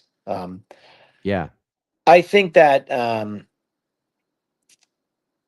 I think that motorcycle racing is kind of at a standstill right now. I don't think there's a growth, but I think probably we've got a decent baseline for all the clubs. I just yeah, think that clubs working together is going to be a really good idea. And I think the other yeah, thing is, um, I like the people at Moto America, but they didn't help. They're not good at it. They don't help the clubs. And I think when the clubs go away, that would hurt them. There's people aren't going to transition from track days into Moto America. That ain't happening. right. So it'd be nice if they could, all you want's a shout out on their telecast to try to get people to come race with us. It's all you need. What we need There is needs to be a clubs. feeder. That's There all you needs to need be is to help a your feeder. feeder. It doesn't cost you Right. anything, but it's down deaf ears right now. So who Yeah. knows what'll happen there. But Like, what do the you think it would take to get the clubs, at least the clubs in California? There's 3 of them. What do you think it would take to get the clubs to like work together? state championship, a West Coast Invitational, and I don't know if I've sent that Yeah, doc to you, but a West we Coast were at Grand Invitational. National at Barber or whatever, right? We could have that out here somewhere Dude, yep, correct. So at Laguna. you do Could it at be at Laguna, Sonoma. honestly. You Laguna or Sonoma is going to be your track, and Yeah, I put this thing together and shopped it 7 8 years ago, about seven dude, years I ago. was in that. You were I I was know part you've of that. seen it. That Dude, we you and could I do. have been like principals of multiple. Oh, I've been principals of 2 clubs since we've been working together. Maybe we should just go spend our time. Maybe you and I should go put together the West Coast Invitational. JU will be with us too, I'm sure. Oh my I God, mean, don't get me started. You're gonna I suck me in back to government again? I can fund it with my I, money, not yeah, AFM's dude. money. You know what, man? We might have to talk about doing something like that. We should, Are you because you've done. scumbagging me into Nope. coming back into Oh, I part of am government scumbagging the again? shit out of you. Yeah, yeah, yeah. And because you've done 2 clubs, I've Yeah, done a club. I mean, John is a great resource. I mean, we've got people like, Greg, like I talked about, Greg Olson's a good guy, and you got Paul and JT. And there's a group that would do it, and the economics of the thing work, right? And the basis is simple. You have a 600, 400, and 1,000 class. You're taking top yeah, 10. Top 10 are invited from every club, yeah. and then there's Truthfully, like, money. I You can mean, have a if you paid want to really prize. get technical, you could invite the Utah guys too, You got to have Utah and SBA. the You got to Arroyo Seco guys. and Wormra and Omra. Yeah, I mean, yeah, that's the yeah. group. The It's a whole big event. like from MRA West. Yep. Everybody from MRA West gets an invite. Right. And then if you get your champions, right? Your champions at that point, what you really want is you Yeah, want somebody from Moto America, like Wayne's got a pretty big name there, yeah, sending or just Moto America sending letters saying, please come race our series. And they yeah. can take those letters to their sponsors and say, hey, these guys want me to race in the pro stuff. Can I get some money or help? Whatever it I, is, right? I mean, I know a guy that could probably send one of those letters. I You think you know? might. I think you might. Yeah, you know. Yes. He's Right. yeah. It's like number Yep. one plate somewhere behind me from that team. Um, I Well, could and call him. I yeah, could call him and ask him. He'd actually, probably be down, dude. We've actually talked about something similar to that. I do want to say congratulations to Bobby Fong, Yeah. who is now I mean, a professional He's now rider. a professional writer now. I love seeing Bobby's so great. And I love seeing people that he came up through the Yeah. AFM and he he just is, I mean, it's amazing seeing him as a factory Yamaha guy. Yeah. Is when I heard it, I was just like, that's the best news ever. It's great. Now they'll never Talk about that. Talk about a they'll little never bit tell about that. anybody. No, they won't Yeah. tell anybody he came from the AFM. No. No, I don't know he's why. all about Stockton slapping fools. Like, what are you talking about? Oh, he would tell people he's from the AFM, but the Moto America won't tell him on their telecast. Right. Right. Bobby knows where he's from. I mean, Well, he's, you were the club president for so long. Like, you want to talk a little bit about some names that have come out of AFM that went to the nationals? oh And shoot, Caleb. I mean, Caleb DeCarroll rode great. Like won a bunch of championships. The last, okay, so I will tell a story there. So in 2019, Caleb and right, I raced 600s, and we were battling the front all the time. And so it was always Caleb and always me going back and forth, and you right. never really. It was the best racing I've ever had, and he's one of the best guys I've raced with. Gotta say, Caleb's so great, great kid, Yeah, great guy. Well, the thing I never told him, and I could tell it on this podcast, is I mean, I was older. And so when you're older, it's all bags of tricks, right? Like you can ride fast, but at the same right. time, you're thinking like, okay, I'm going to fade into this corner so he can't really try to run up the Yeah, inside. And then when I come out of here, every time I went down the straightaway at Thunder Hill, I pick a different line. So he couldn't really follow my line. I laughed to this day thinking about that. Like, and those moves just like somehow they just kept him behind me just long enough. And then, of course, the next year he went to Moto America and just next year, was it 20 or 21? Anyway, I think it was 21, but he went there and yeah, just destroyed everybody and did everything. And I felt like I wanted to tell him, like, I trained you how to do that. I know I didn't. I'm a club racer, but he's still, right. that was great times. So, yeah, so Caleb, Joey Pascarella, right? Daytona 200 winner. Oh my God, Joey Pascarella. When they had the wrong picture up because they didn't even know who he was. And he was Right. leading the race and they had somebody else's picture for the longest time. Yes. Yeah. Yes. Joey's Dude, I awesome. can remember that kid and Wyatt going Why? to Miller with Chris McGuire. And the kids all knew that I was like the wheelie goon dumbass, right? So these kids are like, let's go for a goon session. I'm like, sure. Goose. So like I've got these two just absolute lunatic kids, just full on goon riding around me. It was the most, I'll never forget it, dude. Like Oh, Joey dude. Pascarella and Wyatt being just complete dumbasses right next to me. It was great. It's fun. Yeah, it's awesome, dude. And dude, Wyatt's so fun to ride. Wyatt's great too. I mean, there's another guy. Andrew Lee came at, AFM. Yeah. I mean, Well, Andrew he Lee came won out of a couple CVMA championships. too, kind of He same kind of did, time. yeah. But Because I think he he won. started I think AFM, he but won yeah. one plate before he won yours. I think. What's that? I think he won our number one plate before he won yours. You might be right. And he went, yeah, he did both series for sure. But I he came mean, out. He lives up here. He's living up yeah, here. I'm just. I know. I used to live down there. And I go, yeah, Andrew Lee. I mean, of course, Yeah, the Bobiers are.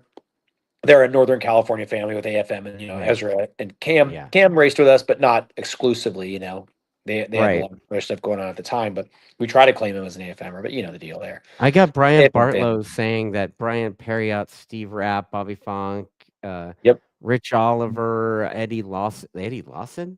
yep, that's right. Really? Okay. Fast Yeah. Eddie was AFMer, huh? How about yeah? Let's see. West. Do I have that right? West Cooley. Yeah. Yep. Back in the day. Yeah. No shit. AFM president. I don't think I hit my head that hard. I remember that one a long time ago. Wow. Yeah, pretty interesting. Like the history of the AFM's got some interesting stuff in there. Where you're like, whoa, Buddy Perriott. So it's got to be Brian's grandfather. But Buddy Perriott was the last guy back in, what was it, the late 50s, early 60s? He got Yeah. second on the box at Daytona for the world stuff. That was back when it was not MotoGP, but whatever the world race was at the time. Right. And Buddy Perriott was an AFMer too. Wow. And or old school. And that's a dude that just loved to race. You read the stories on him and all. He loved to go out and race. Would race anything, anywhere, and then win the race and be like, keep the trophy. I'm gonna get on something else and go race something else. Crazy. Wow. But I mean, I dealt with the CVMA types and the WSMC types all those years, yeah. and it's great being involved in that and seeing these talented people come up and go, and graduate on, So you my know. favorite, speaking of Brian Bartolo, he's gonna kill me for that. But my favorite story of Brian Bartolo Here we is, go.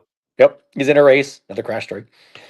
He's in a race and the guy at Thunder Hill crashed on the back straightaway in front of him in the 250 race. And he hits the wall and gets hurt. So they haven't red flagged it, but Brian just goes and gets right off the track and then they red flag it. Rides Yeah. over to the you call it, the pit, not pit out, but rides through the pits to where on the other side of the wall from where this happened in his Yeah. leather and everything. And they're trying to triage the guy and get him up and running and all that. But Yeah. they don't really know what they're doing. This guy, he's not going to make it. And so Brian jumps the wall and goes over there in his leathers and takes command of the thing. Trakes the guy. Brian could definitely tell a better story than I can. Trakes him, gets everything going, gets him stabilized, and gets him on the way and saves this guy's life in his leathers and everything's still Oh my on, God. like right off the track from a race. And he was like, and by the way, Brian was like in third. I think he was in third when this happened, something like that. Like right on, like it wasn't like he was in the back or anything. So I remember Yeah. that, and that was years. Dustin, this had to have been 2009, 10, something like Dude. that. It stuck Yeah. with me. Like it is so fresh in my mind. It's one of those things where I'm like, that is the most amazing thing I've seen out there. One of the most amazing things, Yeah. Yeah. That's Yeah. crazy, man. Aside from the racing stuff, you got your hands in some other areas of the sport too, right? Like you're involved in GP suspension. You called me. I had this R1. The K-Tech dudes were Yep. supporting me a little bit, and I had the DDS forks and shock, and I had Lenny giving me the stuff, and he gave me a couple of tips or whatever. But pretty much, the suspension was like, here you go, good luck, right? And I mean, I spent an entire season. I made it to a certain pace, and I was stuck there. And then I was really frustrated. And 1 month during the weekend, you called me and you're like, "Hey, starting next round, you're running GP suspension." Like, and I hadn't talked to you in probably over a year. And you're like, "Hey, you're running GP suspension now." Yep. And then next thing I know, you sent me Fuzzy, and Yep. Fuzzy was my guy for like a whole season. And I went out, warmed up, went right back to my times, and that's where Fuzzy started with me. And I think I was doing like 51s or something. Dude, that guy pulled my forks off, put GP suspension in them in the van or whatever, put him back in the bike, roll out. He makes some adjust. Oh, you guys swapped it over to like a $800 Penske shock. Remember that?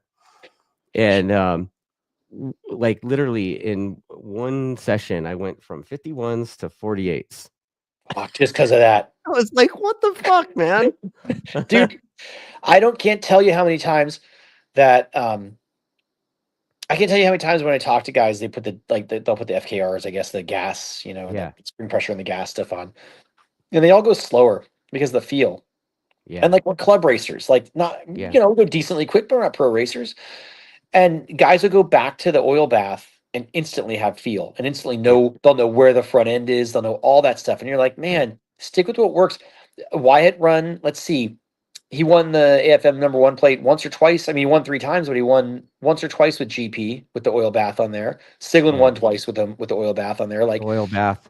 it's the oil bath. 4 cartridges that push an oil through a hole.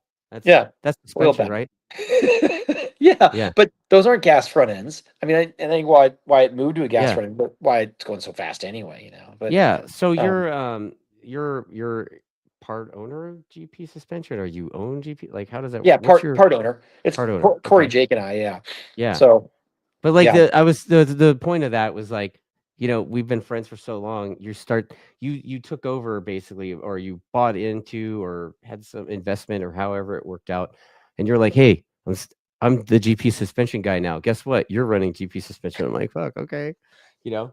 So, I don't know where you went. I think you there. muted your Sorry, camera. Oh, there you go. hang on, So hang I on. was just kind of like, talking about you being part of Oh, GP suspension hang on. somehow, and it seems like you guys are really cruiser Harley type centric now. Where'd you go? Are you there? I don't hear you're muted, man. Like, all right, sorry, Berto's a little bit of a tech luddite kind of. Are you there? Talk.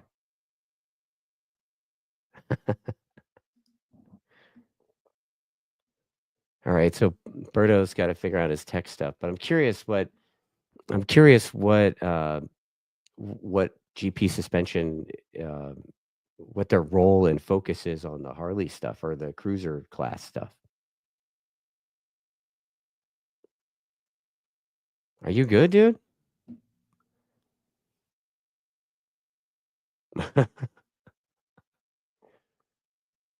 It's like Taco Bell internet.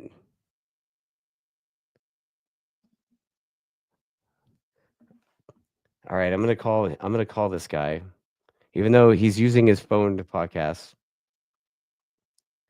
Let's see what he's doing. All right, I'm gonna give him a second. So stand by. Oh, I'm hearing you again. Keep doing that. There we go. Oh, okay. Okay. So now you're now we got to turn your video back on, dude. Yeah. That was okay, there we go. Oh my There god. you go. Amazon tell me- delivery. Fucking So tell me Amazon- all sorry. about the GP suspension stuff. Let me tell you what Amazon delivery was just calling me twice. I want to take I absolutely am not ordering. I'm gonna order for Timu. Now on it's Timu the whole way. Okay, Well, so yeah. back to GP. So sorry. Yeah. What was your questions? I lost all Well, that. it seems like you guys have been doing a lot with the cruiser market. Dude, that market. So when we first took that, these idiots they keep calling. When we first acquired that thing, it was about we didn't have any cruiser stuff. We started building stuff for Indians, Yeah. and everything was it would be touring bikes and sport bikes. And now we're about 80% cruiser market right now. That market's Really? yeah, and that took us like 5 years. I mean, Corey, me and Jake worked on that, and Brisa, especially, she's great. She's ridiculously good. Yeah. Anyway, she and Corey and Jake and those, they really got us they got us situated with the Harley guys, with the riders. I mean, that group is a totally different group in how it acts and what those guys want, and in the end you got to kind of know them, and they got to be familiar with you to really trust your stuff, and to work with it. And a lot of them buy Olin still, and the Olin stuff's okay, but we have a really cool, really neat shock dyno, so we've run Olin stuff against ours and K-Tech, and we've run Legends and those guys, and the GP stuff's actually really good. The shocks we have are really good now. You guys are making your own shocks now too. Yeah. So we got bagger shocks, and of course we still do the sport bike stuff. It's just, once again, that market's a lot smaller than it ever was. But it's that thing's been going really good. And in 5 years, it's been a slog uphill. It's been a long battle. But for once, Corey and I were just talking before we got on the phone with you guys. For once, we look at that and can see a light at the end of the tunnel. No shit. After how many years? Man, it's been like 4 or 5 years. Overnight success. Right. It's been forever. And we just didn't really, there's a lot of lessons we learned in that thing. Yeah. It wasn't quite it was cracked up to be in the beginning, and it's been a fight uphill. There's several times that I've been like, God, should we just take this thing and huck it in the dumpster and move on? But I'm glad we didn't, because the like I said, the Harley thing's really taken off. And those bikes, we have a couple Harleys. If you go over to GP, if you go to Oxnard, you can ride with any one of our bikes. Like, really, the stock bikes are so bad, Dustin. They're horrible. Really? Yeah, you hit a bump and the whole thing just does this. It's just. I've seen some guys bring out stalkers to do a track day, and I've followed them through like Riverside, and you could see the things like trying to tie itself up into knots. Totally, it's so horrendous. It's horrendous. You put suspension on those things.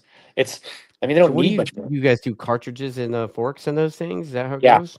We have a full fork, and we have a full fork we're building too. Oh, so you guys are making a. Yeah, we'll have a full fork here, and so it's right now it's cartridges and shock, but to have a full fork, and we've talked about adding triples just so we can get the right offset, and some, to try to make sure we have that stuff. But that gets to be pretty pricey at times. But then again, those guys, if they want it, they'll spend the money and they'll do it. Right. And most of those guys, most of our customers, it seems like all of them, they do pretty well. You've seen the parking lot at Daytona during Bike Week, right? Yeah. So, are you going out to Daytona? To quote the boss on that team, we are not going to Daytona this year. Oh, really? Yeah. I think since it's Bike Week, I think we're going out there. Dude, I wish you could have gone last year, so I could have taken you to the ghetto chicken wing spot. Oh man, I know. And then if you did, we could go out there. We have a place you could stay there with us. It's pretty fun. Oh, no shit. Yeah, Okay. yeah. Yeah, Well, it's Daytona's always fun.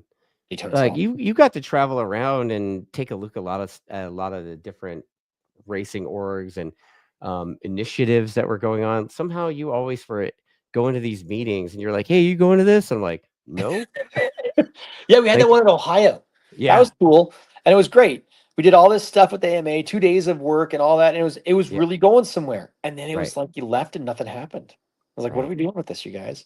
I mean, that was another one that was just kind of like fell through the things. It's like It was a corporate team building exercise meeting, and all the buzzwords that the corporate person read on the internet yeah, that day is in the meeting, and then after the meeting, nobody talks about it ever again.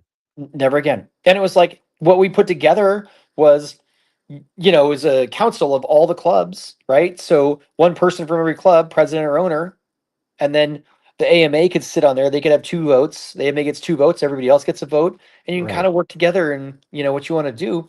And it just kind of got dropped. It was like I don't understand. I mean, it's the same, and that's the real thing with club racing is that centralization is bad because you don't want to have an edict from above, but right, centralization can be good if you guys are all going the right direction and you can have some planning and whatnot. But we don't right. have either of that. I if Yeah, you so back full circle, I started racing as jet skis. I started racing jet skis when I was 14, so that would have been what, late 80s, right? Early right. 90s. And that thing was huge. I went to Havasu. When I went to Havasu, I was like 17 or something, and I went for my novice. Was I a novice? I was a novice or an expert? I was a novice. I went there.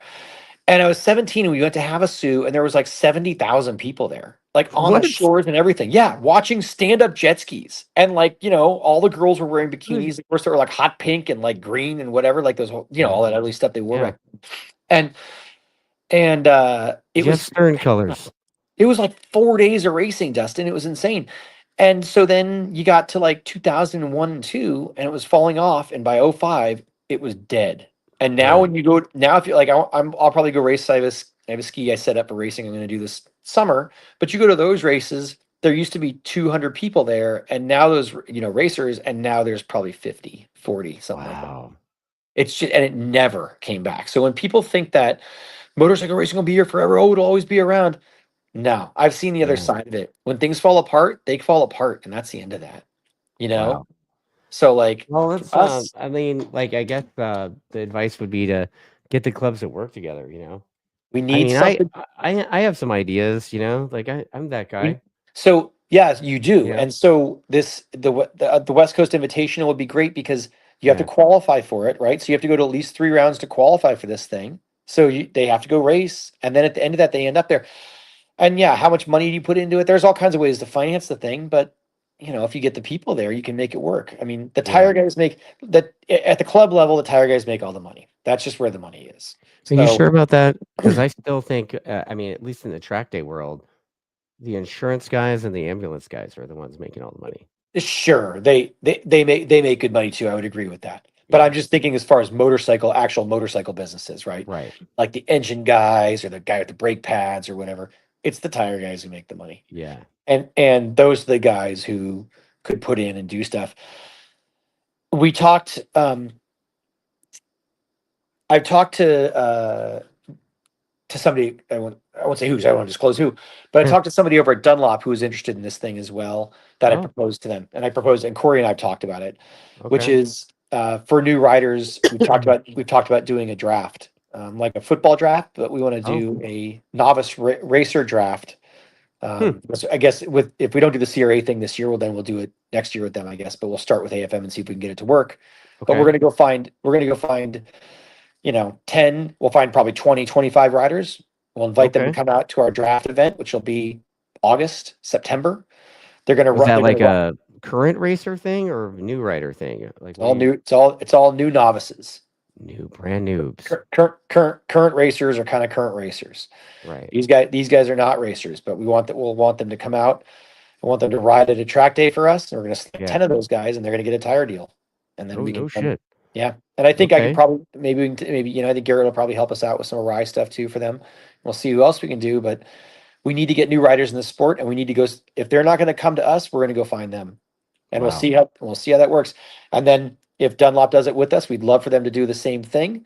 They get 10 riders, and then we're gonna have a trophy. And either Dunlop's gonna win the trophy because their riders did better, or we're gonna win the trophy because we did better. And we'll swap that trophy back and forth. It would be Well, Ludwig's working on something. I don't know if he's announced it yet, but I mean, it's a thing where the track day companies participate in something as well, and yeah, that's a good idea too. like even host new racer schools uh, periodically, and then somehow when the ridership buys a license and actively races, that track day org gets a check, Yeah, for helping the club bring in ridership.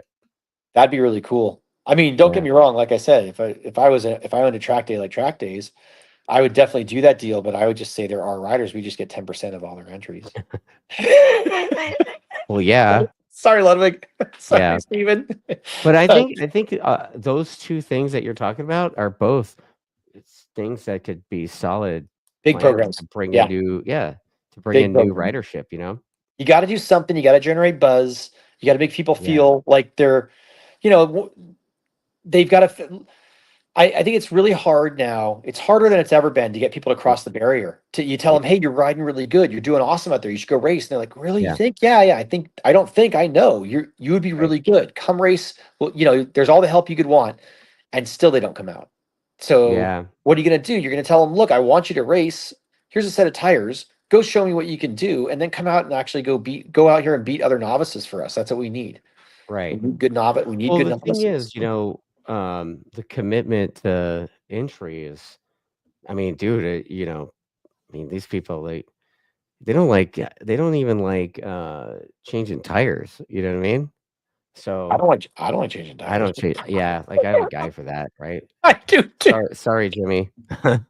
Sorry, Corey and um, Jake and McGuire. McGuire's the best to us on that. oh, dude, yeah. Like, I mean, like I'll do it. Like, I just don't want anybody to know I'm doing it. You know what I mean? Like, Yeah, I hate changing. but it's one of those things where a program like that could help the sport. I mean, I Yeah, think making it so it it's easy.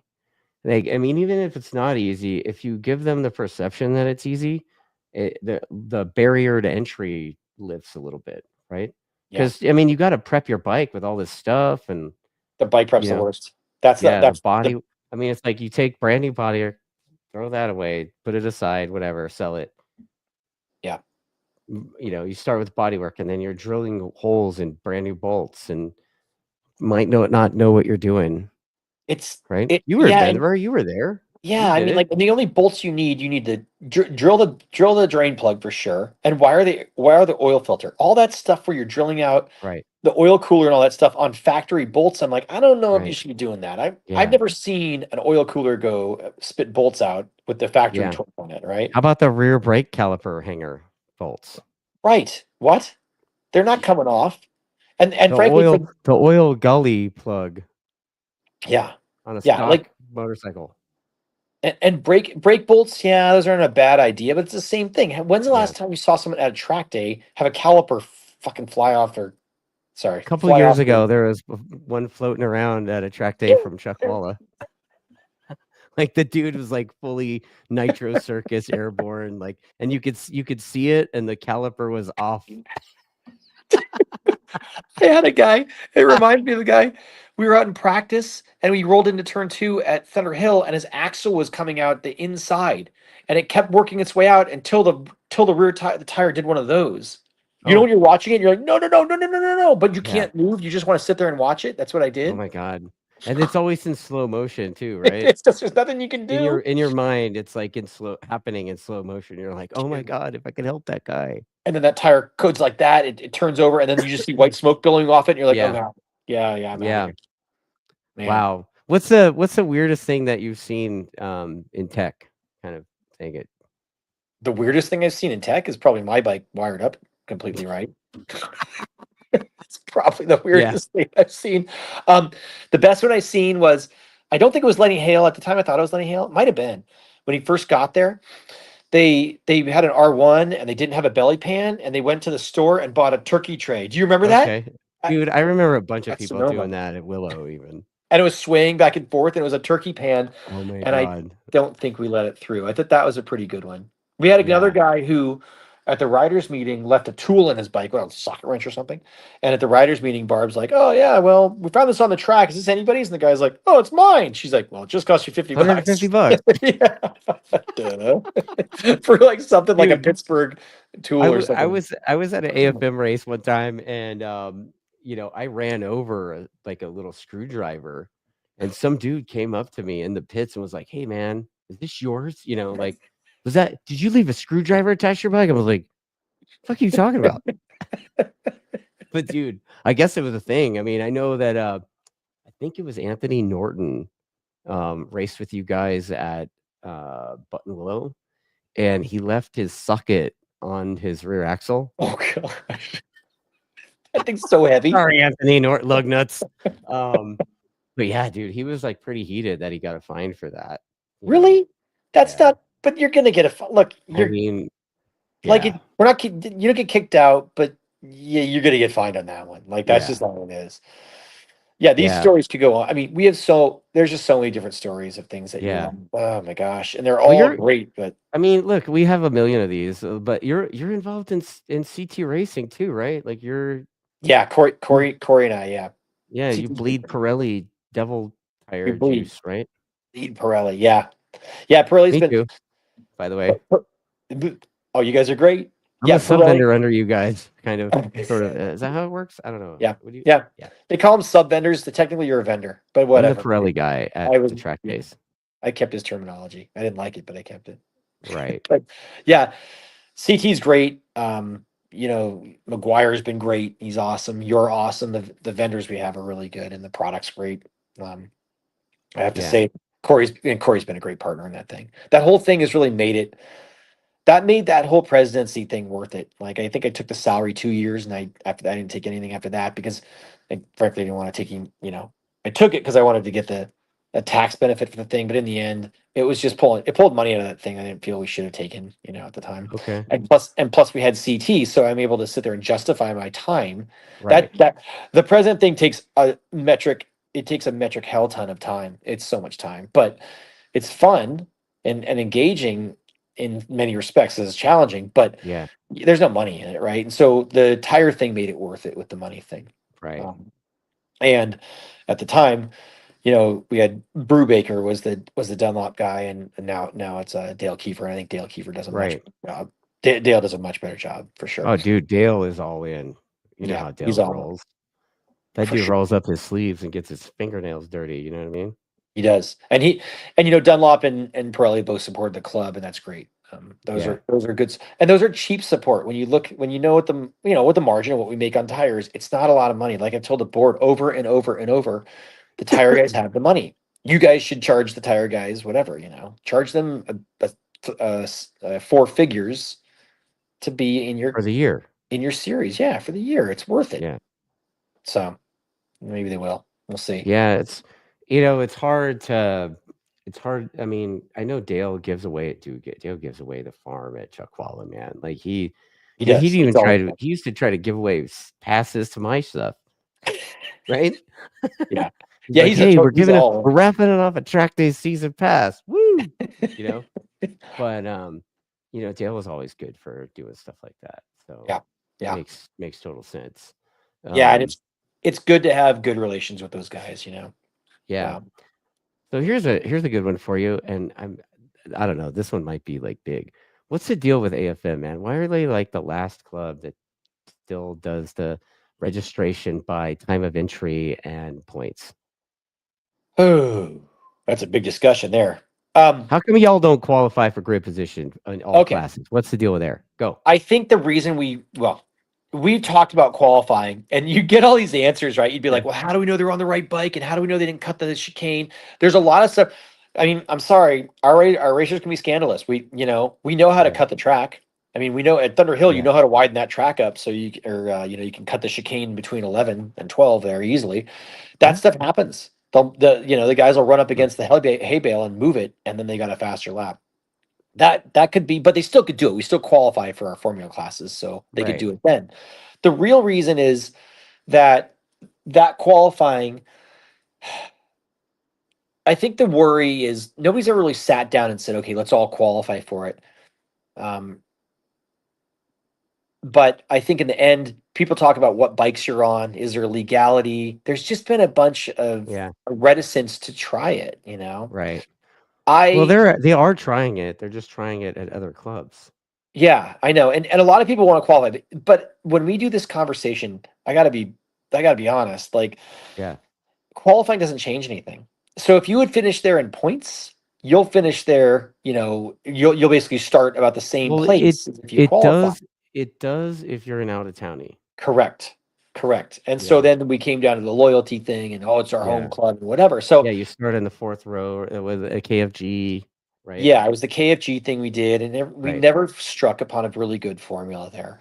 I mean, I Right. think I think probably what would be really smart is to grid by points up to. Oh, Greg just came. I just saw Greg Olson, by the way. He just gave me a thumbs up on the qualify because he knows how much pain this is. So so, but I think if you I think a decent hybrid is if you grid by points. If you grid by points if you enter before 2 weeks of the event. Therefore, people can't watch the weather and all that stuff, right? That's always a problem. And when we say like it's a $40 or $50 late entry fee, nobody cares. They just pay that, you know? Right. But if it's the points thing, they'll be like, oh, I don't want that. And then the other guys, if you grid or if you sign up after that, then you get thrown in the back of the grid, you know? For somebody that's Mm, out of town, they're always stuck on the back of the grid. They don't want yeah. to come race with us for that reason. And Right. I think that back when those grids were like 60, 50 people, it made sense. We don't have those grids anymore. I mean, Right. you got 3 or 4 rows. And if and Right. if you're good, if you think you're good and you're bitching about it because you're on the 4th row, you ain't good. Right. I mean, Well, you know seriously, what? you should be Also, able to get it's to the like, front and beat those I people. mean, having done it, right? Yep. When everybody said not to, um, it's definitely a pain in the ass. Like, I mean, gridding, I mean, you've been to clubs that do it. It's a nightmare. Like, Yeah. but all the riders seem to dig it. And then what I saw at Chuck Wallet anyway is the riders bought more tires because they wanted to qualify, and so they're like, shit, I'm getting another set, you know. And so it's like the lure of qualifying too. There's somewhat of that with the ridership. It makes it part fun. Oh yeah, you get. Do I have like a backup commentary coming? I don't know. I think it's something I need to check. It's happens. That's a motion in the next meeting. Oh, sorry. Like, Sorry. What'd you say? they're gonna grid, it's a motion I'm putting up at the next meeting to make them grid by qualifying. Well, Greg's gonna put a motion up to Holy have him shit! grid by There's a qualifying. motion at the next meeting. Never mind Yep. then. That's Yep. awesome. He's got big ones, man. He's got some gorilla ones there for sure. Yeah, dude. Yeah, I That mean, would be look, great. that's a topic that's been a topic of contention, with club racing. I mean, it's Well, qualifying for grid position was the one thing that always riders were up our asses about, and then the other thing was having cool trophies. yeah, cool trophies. Yeah, and the thing trophy. Yeah, Olson's been Bro, pushing trophies cost that so gridding much money, thing. right? They're Good insane, ones Dustin. anyway. They're insane. And once again, you try to tell people, you try to explain, like, look, these are really expensive. If we can add $5 more to your thing, but the only Right. people getting trophies, by the way, are 1 through 3. So then all Right. the people that are 4th through 12th, they're not Right. getting anything. They're like, why Right. do I want that? It's Yeah, just the trophies thing was cool. I mean, I can remember shit, I got WSMC trophies from 25 years ago, right? yeah, you gotta have you gotta have good trophies. You gotta have something cool. Like, and Yeah, some people are like, I don't really care about trophies. Like, you're in the right, minority. You gotta have good trophies. Like, it's super. I think that's important. right. Um, I mean, because if you don't have badass trophies, then what happens is the club ends up storing them. and nobody wants to look at them. Like, we do top 10 jackets, right? For our top 10 Right, plates. And for the longest time, the jackets were probably 15 or 20 or $25. They were crap. And that people wanted to save money. I get that, but the jackets didn't get worn. So there was no right. value to them. So then when we came in, we actually would buy them. Pirelli bought them because I didn't want to put it on the club, but we would go buy decent stuff. You could find Helly Hansen jackets or something like Yeah, that of North Face for 60 to $80. That yeah, sucks. It's $800 for 10 jackets. But then again, everybody wears them. So you right. get the promotional value out of it, Oh, Same with 100%. trophies. Same with Yeah, we did trophies. championship belt buckles, Dude, those are sick. right? Those are sick. I Dude, saw one. Tiffany Burkett made, and Hollywood made those for us. And they didn't make them for every class. We got them for. She's like, How much were they? I have no idea. They just made them for us. Dude, that's But what we they need. were epic, dude. Like I know Kettleson's got one. I think Bryce Prince has a couple of them. Dude, we need those. If we do this West Coast Invitational, that's what we need Dude, for. like those, yeah, the belt buckles, right? Yes, Like absolutely. like a rodeo belt buckle style, kind of like big ass, Yep, right? absolutely, dude. Yeah, That would be sick. That yeah, would be those so were super cool. cool. But like, I mean, it's like I mean, like I did that endurance race at MRA. I think I was in one class, and like we got we podiumed in one of the classes in the endurance race, and we got a little cup, and it was like a little it was like a shot glass cup, right? I was like, wow, dude, the championship mug is a shot glass, okay. For an And then endurance race. I mean the old WSMC like repurposed stalker trophies with Yep. like a motorcycle sticker in the center, right? The sticker's And already now, peeling off. I mean, when we did the CRA, I don't know if they're still doing it, but like when we did it, like I got a hold of Richard's got a bunch of the Moto America trophies sitting on he had a bunch of them sitting on the floor at the shop. So I started flipping them over. I was like, shit, let's check these guys out. So Yeah. that's where CRA got their trophies from the MX trophy guy. Oh yeah, from that stuff, huh? Yeah, MX trophies.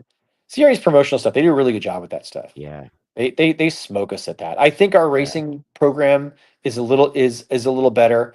That doesn't mean they won't catch it and maybe exceed it, but I think right now the AFM's a little bit better in that sense. But man, their promotional stuff and Oh, dude. their marketing's great. They're really good at Yeah. that. Yeah. I And mean, they've got a good class structure. So yeah, I started to see AFM on TikTok even. So I was like, hey. that's amazing. That's awesome. I was like, Our okay. I think on the social media new board member Jeff Rose took over, and he's doing a really good job with that stuff. Okay. So he's Yeah. doing great. And that seems to be, the change. Our social media sucked forever. I've hated that thing, and I'm horrible at it anyway. So You've had a few riders over the years do it for the club, right? Like there we was like, have what was that dude's name? He was like a military guy or something. Raced a Honda, I think. Not Tim Scarrett. Yeah, I might have been, dude. Like he was pretty vocal. yeah, maybe there's some stories. That sounds right. Yeah. Yeah, there could be. Yeah, I think that dude did Instagram for a minute, right? Yeah, yeah. That was back when Yeah. Instagram was really new, but Right. yeah, the and I'm like totally I'm brain locking. The trophy stuff is the trophy stuff's super important with this thing because it's kind of your image, Right. Right. and that always is a point of contention because you make up all these trophies for your event and then people don't show up and then you have like Oh, dude. 25 Yeah. trophies left over, and what do you do with those, right? Yeah. I mean, that goes into class structure, right? Yeah. I mean, one of the things I complained about with AFM when I raced there was just a lot of downtime. It seemed like there was a lot of downtime. There was like a million practice groups and, Yeah. 800 different classes for weird bikes. You'd have one race with like 7 races in the one race. Yes. Like, Yeah. Like I mean, I'm sure starts. if you guys qualify for grid position, that's really what you're worried about. It's the 7 class races, right? Yeah, well, we're at the point now, which is one of the nice things where we're at, Yeah. is it's kind of like go do anything you want to do. Go try it. See if it works. What does it Right. matter? You know what I Right. mean? Like, Yeah, because I mean, the thing is, what's gonna happen if it doesn't work? You're just gonna go, well, that didn't work, and then you could try something else, right. right? You gotta change. You gotta make sure that it's fun for people what we're doing here. Yeah. And Yeah. the qualifying will make it, does make a little bit of a difference. Maybe people can qualify and finish it front. Look, if you put the fast guys, Brendan or Bryce, at the back of any of those grids, they're going to be at the front of the grid in a Oh, lap, 100%. about 2 laps. I mean, So it dude, doesn't matter. Gobert and the factory Yamaha used to come race at WSMC, right? Yep. And back then they would grid by points and stuff. And, by turn 3, they were in the lead after ping-ponging through the entire 40 bikes or whatever. Oh yeah. Right? DeBees in the 600 stuff when they come race when Chuck raced with us, DeBees would sit in the back on all of the non-FP races and always end up in the front.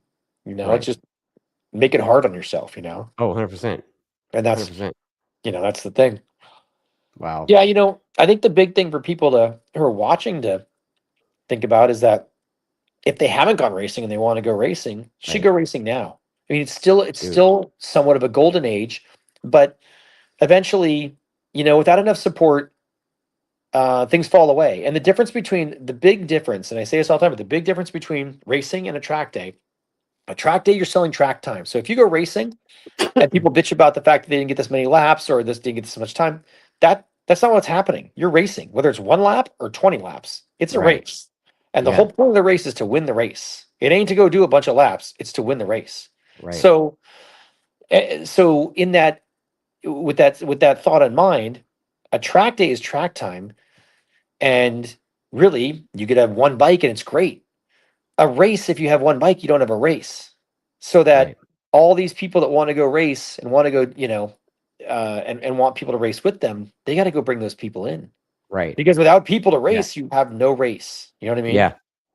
And Yeah. then there's the irony. There's a weird conundrum, which is that the product you're selling is a racer that you charge money to be there. But that's what you're selling. You're selling racers on a track. Right. You know, Yeah. Yeah. It's a tough business to be in, man. tough business to be in. I mean, Dude. tough business. Like I mean, Figuring out how to price it appropriately too, not knowing. It's like an event planner and you're planning this great big party and you got your fingers crossed hoping people show up to it. yeah, like you almost should have the pricing set up. I haven't even thought of this. I just thought of it now. You almost have the pricing set up. So if you're there for 3 years, now you get a discounted pricing. If you're there for 5 years, you get even a better discount because you're providing a service to the club by being on the grid and having all this experience, right? Even though you're Yeah. going to take a spot, you still, you deserve Yeah. something for that, right? Because you're the product they're selling. Because Yeah. you've been there, you're good. People want to beat you because the longer you've been there in theory, the better you should be riding. So, Right. but that would be something. I mean, who knows? So before the start of this thing, before we wrap this up, before the start of this thing, I got a message from Corey Newer, Oh and God. he wanted you to talk about how you and he kind of first met. Oh, did he tell you the story? There was something about a fight. What an idiot. Okay, so here's the deal. Like, and here's why he's an idiot. He should have told you the whole story because he always lies about it, and he could have lied and tried to get away with it. Well, let me tell you his exact words, and then you could take it from there. All right. Okay. Yes. He says, "Ask Berto about the first time we met. I kicked his ass at the Malibu Inn, legendary fight in 1996. I kicked the shit out of Berto." You know what I mean? He's a liar. You can't buy tires from that guy. You should buy Dunlops. Don't buy those Pirellis. He's a liar. Oh my God, no! You buy him from me, man. Buy him from Dustin. Buy Pirellis from Dunlop. Or sorry, buy Pirellis from Dustin. So listen, here's the deal. So when I went to Pepperdine, so I went there from 93 to 97, actually 98. I actually had an extra semester because I really didn't do a lot the semester before. So when I graduated in 97, and I think it was 97, we had a big party at the Malibu Inn. And Okay. the friends of ours, I was in a fraternity, and our fraternity was close with the water polo guys, and they got in a big fight at the Malibu Inn. So we were in the fight too. So we jumped in, and it ended up in the parking lot and then partly on PCH, a massive fight. And our water polo guys started it. I don't even know what it was. Like, I'm not a huge fighter, but I just remember pushing and punching people. I don't know who they were. They just were people I didn't know. So I didn't know who they were. And then people were punching everybody. So that thing gets done. We're done with that fight and we go home and whatever. Well, then I met Corey. I think Corey and I met like 2013, 12, somewhere around there, Okay. 10. Maybe it's 10, 11, somewhere right around there. Right. And we're talking about it. He tells me how he grew up in Malibu. I'm like, no way, that's kind of cool. I went to Pepperdine. He's like, oh, no way. And so he starts talking about, like, we started about fights. He talks about this story, the Malibu Inn fight. And he starts telling me about it. And I'm like, wait, hang on. Did this happen? He's like, yeah. And I'm like, was it this time of the year? He's like, yeah. And I'm like, and was this thing in the parking lot? Did it go on to PCH? He's like, oh, yeah, totally, fully. It's all that. And I'm Oh my like, God. Corey, I was in that exact same fight. So we didn't even know each other, and we were in the same fight. And it's always with locals. That's who you'd always get in fights with. So we were in the exact same fight. And if you see his nose, his nose is all fucked up? Yeah. That's from me. Because I came down on his nose like that. I remember. And he was, Corey's taller, so I had to stand on a chair. So I put my hand on his chest and I said, stay there. And then I jumped up on the thing and everybody's fighting around us. So just stand there. And then I came down on his nose and he cried. And that was it. And then he was You crying. know what? Corey is a crier. I mean, right? He's known as being a crier, right? He's a crier. With a nose. Dude, I know I'm gonna hear about that tomorrow. And I had to stand on the chair and I held his forehead and just went, yeah. And he's like, oh, he was like, yeah. Oh my god. Yeah. It's so funny, man. It's so funny. Like it's we great. we meet these characters and we interact with them and we do business with them, right?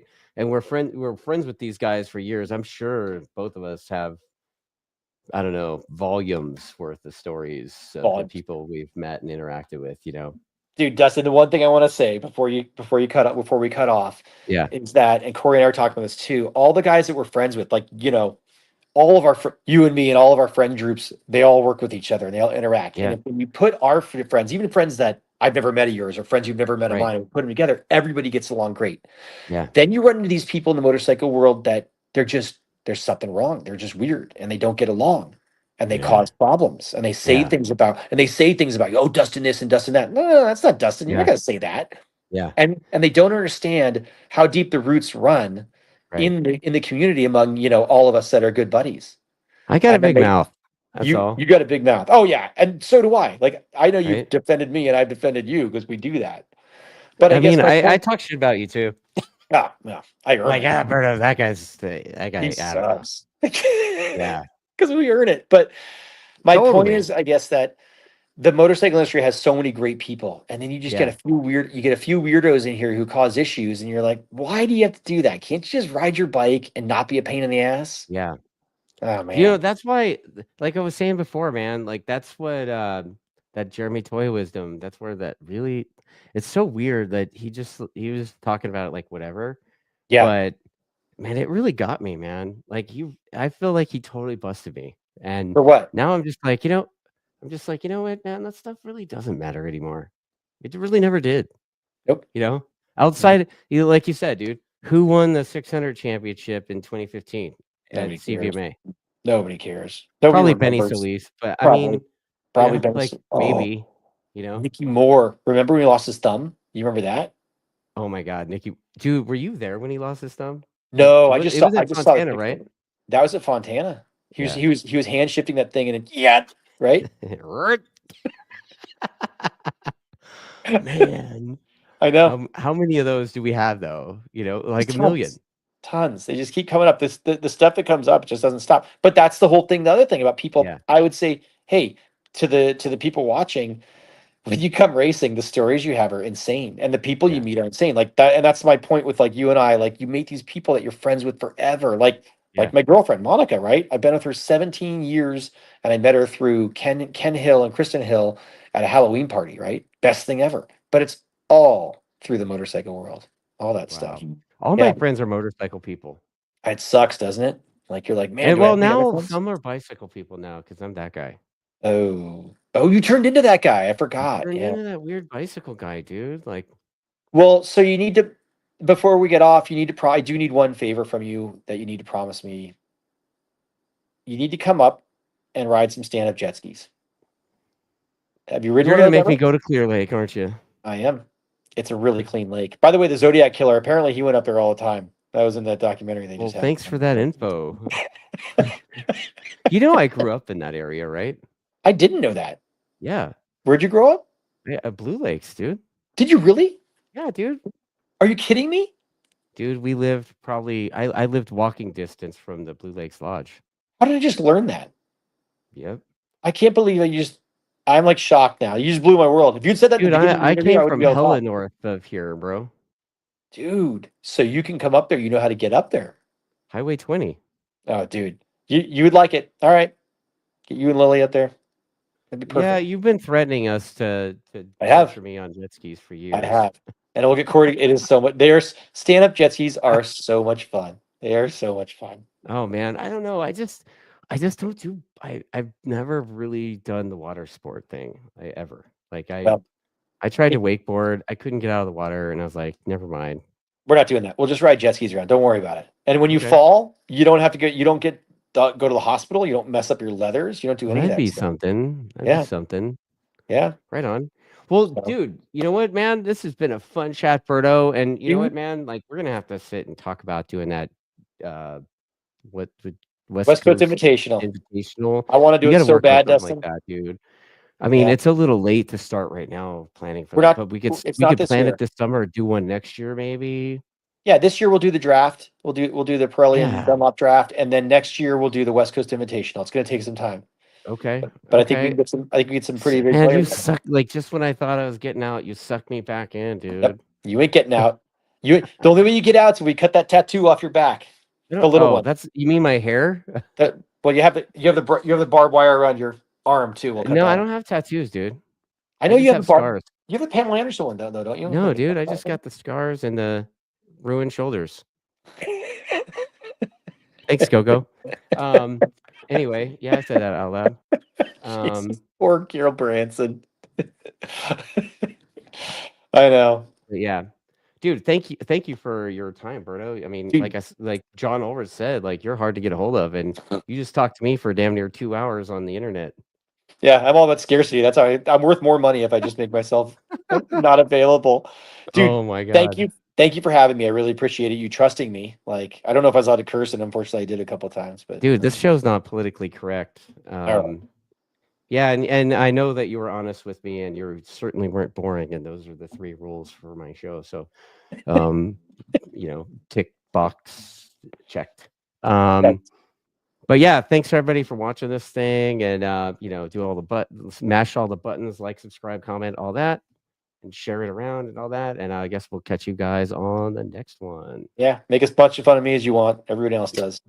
Yeah, lawn gnome. Yeah. Oh, God.